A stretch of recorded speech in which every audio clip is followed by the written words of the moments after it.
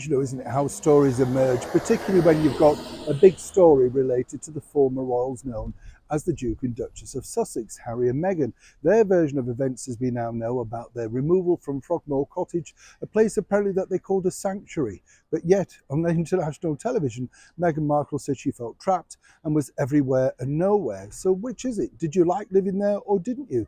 But apparently, even in their short tenure there, staff were absolutely terrified, and His Majesty the King had no other option but to do what he did. As ever, let me explain. Hi, good morning. How are you? Nice to see you today. And by the way, can we give a big congratulations to, of course, the Korean girl group K-pop Blackpink, who recently picked up their wonderful awards for the Korean president's visit over to the United Kingdom. And, of course, just to prove how popular our monarchy is and the worldwide acclaim that they've got, all of their tracks have gone back to the top of the charts. Incredible, you see, isn't it? But I love the way the girls were absolutely delighted and thrilled. You could see there, I mean, they never would have thought that, would they, when they started that out just as a girl group. Good luck to them as well.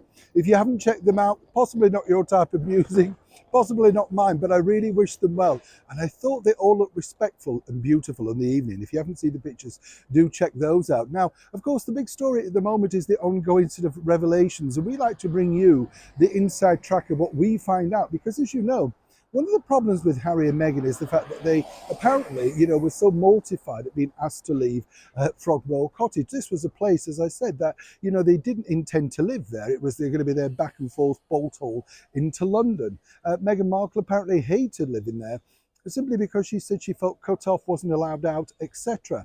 Now, as you can imagine, it proved very difficult for His Majesty the King. At the start of this year, well, late last year, he was advised basically, for the sanity of the people around him, that he had to make a big decision.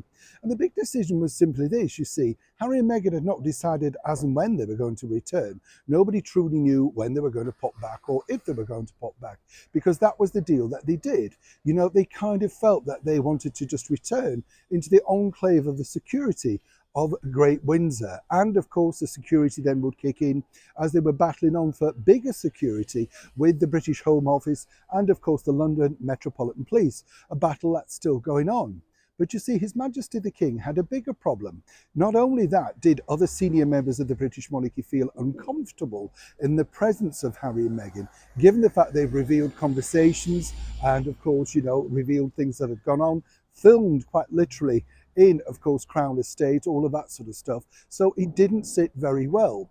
But on top of all of that, according to a very well-placed source, the staff felt uncomfortable too. And you have to remember that if the staff were spoken to or asked questions by, it's very difficult, isn't it? You're very young, they're seen as superior people, perhaps you should answer them, perhaps you shouldn't. That was just one battle that His Majesty the King felt, no, I don't need this, they don't need that. And of course we saw, didn't we, originally, the ongoing battle between Harry and Meghan and those alleged bullying claims, which the staff went on record and spoke to a respected journalist about.